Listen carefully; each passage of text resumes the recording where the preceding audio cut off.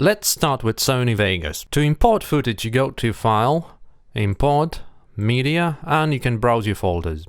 Or you can use the built-in Explorer here. Or you can just drag and drop files onto Timeline.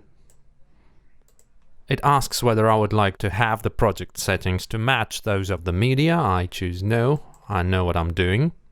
I'll undo that because there's a quicker way to start a multi-camera project. You can select the files that you need, right-click, hold, drag them in, let go, and choose Add Across Tracks. And now you have them added each onto your separate track. When it comes to tracks, Vegas has total freedom. You can move them around any way you like. For instance, if you prefer Premiere Pro work style, you can select all of the audio tracks and drag them down below. I don't like it. I like the Vegas way. You can also apply effects to tracks. I'll search for black and white, and if I drag it here, so that affects only this track. So if I edit it like that, the tracks below are unaffected. I also can parent tracks one to another to create some sophisticated compositing effects. I'll undo that. If I create a new track here, I can parent the tracks below to this track. And now, if I drag my effect to this track and bring that effect above the composite, now all of the children tracks will be affected. Look here. So that one, this one is affected too, but this track, which is not in the group, is not affected. And beyond that, you can apply effects on 3 different levels in Vegas. So if I cut it like that, first I can apply an effect to a clip only. If I go here, that part is not affected. Second, I can apply effects on the media level. Choose Media Effects. And if I apply curves here, and now that I have them here, they will affect every instance of that file. And then I can apply effects on the track level. I can create parenting groups out of them. So there's so much freedom in Vegas as to what I can do about tracks. Let's undo that. Unfortunately, there is no built-in audio sync solution in Sony Vegas. So you either have to do that manually, just by finding some peaks in audio and dragging them around, trying to match like that. Or you have to use a third-party tool like Pluralize to do that automatically. I have it already installed. I go to Tools, Extensions, Pluralize. There it is. Now it is calculating the waveforms. It can take a while. Now it's done. This project isn't that big, so it took about 7 minutes. And then I can click the Synchronize button and let Pluralize do its mojo. Okay, one of the clips is out of sync. So I can either sync that later on the timeline in Vegas, or I can just drag it here. Select these 2 clips and hit Ctrl up arrow key, and that syncs them one to another. I'm done. I click Export Timeline, and I'm back in Vegas. It is a wise idea to inspect the sync points. Pluralize isn't perfect. So there's 1, 2, 3, 4, like about 4 frames difference. So that few frames off thing would probably do for speech. But that video I've shot for a friend of mine. He's a drummer and he did a song cover recorded live for his drumming blog. So a few frames off might be too noticeable for it. So I nudged them left and right by hitting 1 and 3 keys on the numpad. And I try to sync them up. Something like that. So that's ±1 frame. That's good. Now I'm ready to create a multi-camera track. To do that, I select all the tracks I want to add to multi-camera, go to Tools, Multicamera, create multi-camera track. That's it. To switch between main output view and multi-camera grid, you go to Tools, Multicamera, and choose Enable Multicamera Editing, or press Ctrl-Shift-D. If you want to preview that in full screen mode, you just press that button. But unfortunately, it does interfere with the screen recording software, I cannot show you that. But I'll just free up some screen space so that you can see that bigger. Ctrl-Shift-D switches between main output and multi-camera. At this point, I'll bring in my audio track mixed by the sound guys. There it is. I need to align them like that. I'll switch off the on-camera audio.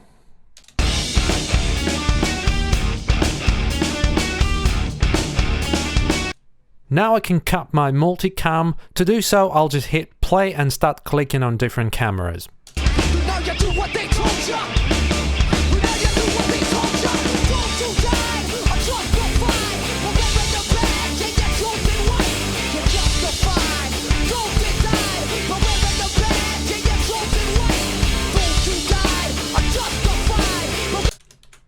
This is how it looks now.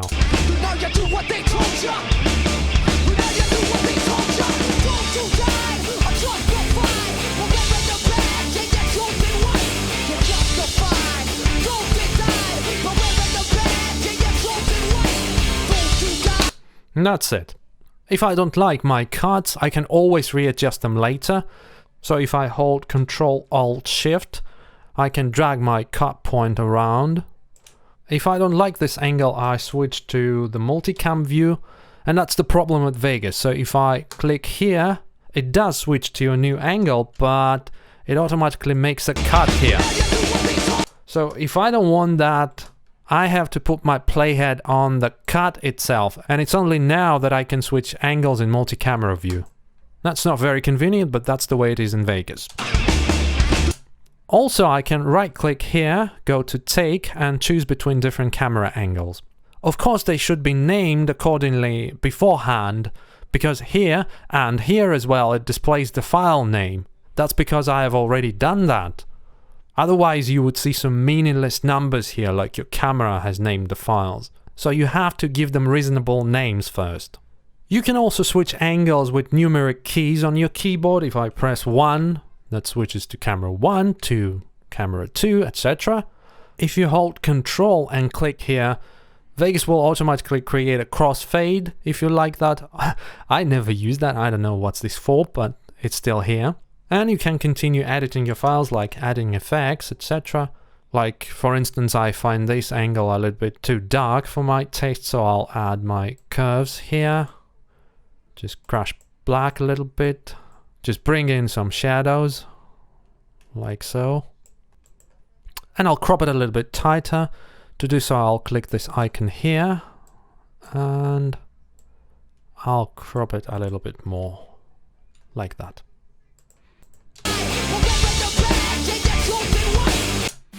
Now there's a little problem with my footage. So if I drag this one a little bit here.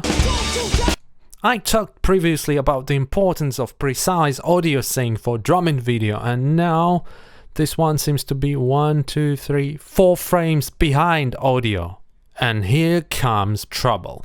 That's not so much easy to fix in Vegas. So what you can do, you can go to Tools, Multicamera, and expand to multiple tracks. Click yes, and now you can see the track structure. But let me turn off the thumbnail preview so that you could see it better. Now you can see how multi-camera is organized in Vegas. It actually cuts every single track, and it has now this angle enabled and the rest of them disabled. But that's a problem. If I just nudge this 1, 2, 3, 4 frames like that, you will see a crossfade here and a gap here. But if you have hundreds of cuts, you know, that would be quite troublesome to fix it all. So if you select all of these clips, then nudge them left 1, 2, 3, 4 frames, and then reassemble the multi-camera track, multi-camera, create multi-camera track, you see that now it has some extra cuts here with gaps, stuff like that, and you'll have to go through all of them to fix that. That's a nightmare. Well, there is a way around for that, but I'm not sure whether a novice editor can figure out how to do that, but I'll show you how. First, you have to understand how the slip tool works. I'll show you that on a different piece. So if I switch to the slip tool, and if I drag it around, you see what it does. So the in and out point of the clip stay the same, but the content inside the clip moves around. That's exactly what we need to fix that problem. So I press D to select lasso tool, select all of these, and go to the beginning of my clip and zoom it in, and I can go 1, 2, 3, 4 frames like that. And if I choose the slip tool or in a normal editing mode, I can hold Alt to enable that, and if I drag that 4 frames here,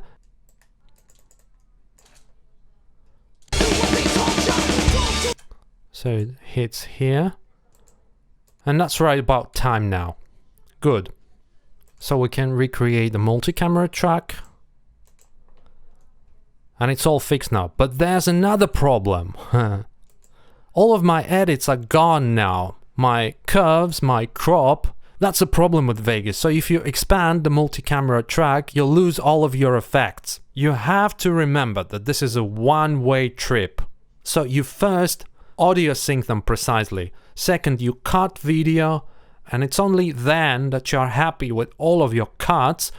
You can start color correcting and adding effects, etc. Now I want to test my multi-camera playback performance and see whether Vegas can handle more tracks than that at the same time. First, I'll switch off these titles because they seem to compromise performance. That's in Preferences, Video. Uncheck these. Okay, and now let me open a different project that I have already prepared.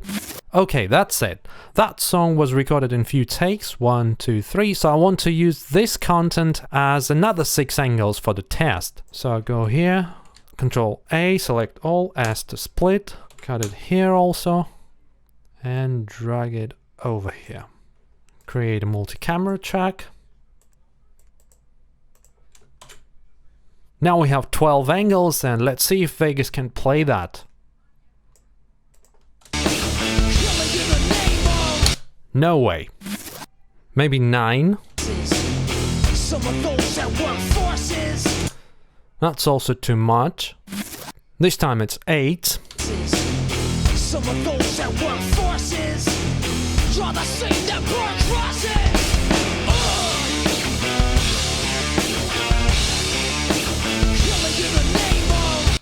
So that's fine, but let's see whether it can play in preview full.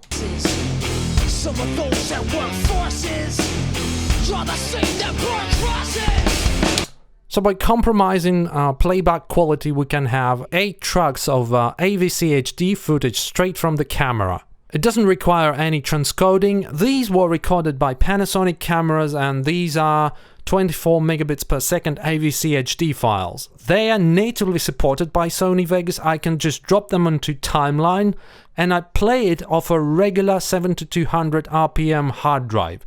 No SSD, no RAID, just a regular computer hard disk. But that's not all. Vegas does have built-in proxy capabilities, so we'll play around with proxies and see if we can push performance even further. To create proxy in Vegas, you just select the files you want to create proxy for, right-click and choose Create Video Proxy. So here in the lower left angle it shows you the progress bar, but here's the problem. We see nothing. We can't continue editing video, so that job is not being done in the background. So at this time I have to say goodbye for a while. Stay tuned, I'll be back in a couple of centuries. I have now my proxies rendered. It took about 1.5 hours. What Vegas does, it creates an SFVP0 file in the same folder where your original file is located. So that one was 7.3 gigabyte and the proxy is 10.3 gigabyte, which is larger than the original. So all of my original files take 33.6 gigabyte on my hard drive, and my proxy 43 gigabyte. That's even more than the originals. Actually, these proxies are XD cam format, so these are 1280 by 720 MPEG-2 files. I have a gut feeling that we won't have much of the performance boost, but let's check. To switch between proxies and originals in Vegas, you use the preview quality switch. If the preview quality is set to preview or draft, any of them, then Vegas plays proxies. If preview quality is set to good or best, then Vegas plays the originals. On the scene that burn crosses, some of those that work forces.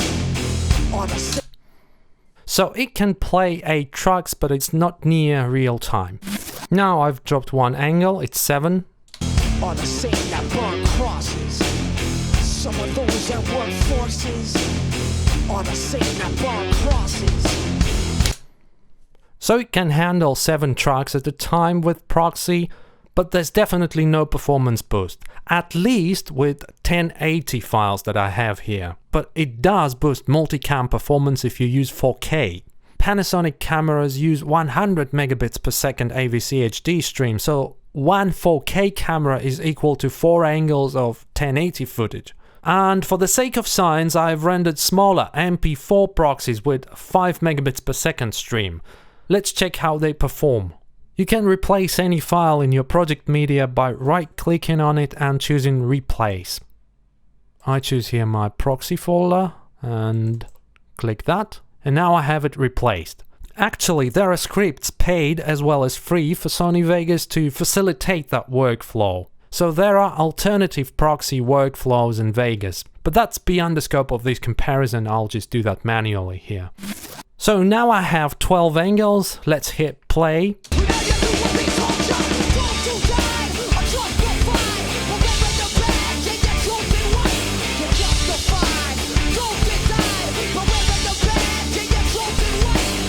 So that's impressive. That's much better than the original proxies. Can I have some more, perhaps? Well, I have added just one more angle, and that seems to be the limit for Sony Vegas. If the original file takes 7.3 gigabyte, then its proxy little brother occupies just 1.3 gigabytes of space. So that's more than 5 times less. And we have 12 angles of that in Sony Vegas. One of the hallmark features of Sony Vegas is its automatic crossfade. So if I split this, choose a different angle, and if I just drag that, I have my crossfade. As easy as that. You also can create J and L cuts very easily. You just press S to cut, and then hold Ctrl-Alt-Shift and drag it wherever you like. And if you cut it and hold Shift, you create a J-cut with crossfade. That thing is very useful if you cut voiceovers, like here I took a piece of this very screen recording. What Vegas does, it creates an SFVP0 file, and my daily job is to cut voiceovers to fit into 10 or 15 seconds commercial spots. So I do it like that. Boom, boom, boom. And there you go, like that. What Vegas does, it creates an SFVP0 file. Of course, there are also automatic algorithms. So you just hold Control and squeeze that in one move. What Vegas does, it creates an SFV. That sounds funny, but there are better ones. You can just choose the one for speech. What Vegas does, it creates an SFVP0 file. That's perfect, but that thing may work one time and the other time it gives you very nasty artifacts. But all in all, Vegas is a very audio-friendly NLE. In fact, it originated as a multi-track audio software. And as for disadvantages of Sony Vegas, the major one is the lack of multiple timelines, sequences, compound clips, whatever you call them. There are some workarounds, however. There is a workflow called nested projects in Sony Vegas. You can have several instances of Vegas opened at the same time. So if I want these 3 clips to be replaced by a nested project, I just copy that, I paste it into a new project. I need to save that project, like something. And then I have to find that project in my folder and drag it into my original project. It has just created a proxy file. I'll place a marker here, delete that, and replace that one with a nested project. So now if I have that still open, I can apply some effects to it, like I want to make the middle clip black and white. And if I go back here, nothing happens. Because first I have to save that, and it's only then it recalculates that proxy file, and now I have it here already edited in a different project. So that's rather a kludgy and clumsy workaround than a real feature. Okay, here I have another project just to demonstrate one of the downsides of multi-camera editing in Vegas. So if I switch to multicam view, I have no control over how many angles I can have in my multi-camera preview. In this project I have like 25 angles. They were recorded in separate takes, of course, but still. So to manage that, I had to create few multi-camera tracks. So here I have a set of 6 cameras of different wide shots. Then here I have some tighter shots of different instrumentalists, and next I have my set of close-ups. And here I have the separate set with the soloist, the cello guy. And to cut that, I have to go one by one. Then I have to switch to a different angle and I don't know, maybe select a guitar player here.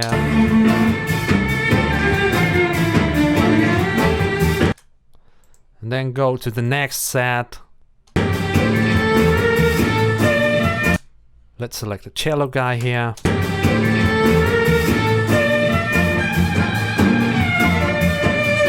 So make a cut here. And then I have to create an extra video track and just drag them up one by one. And it's only then that I have something more reasonable.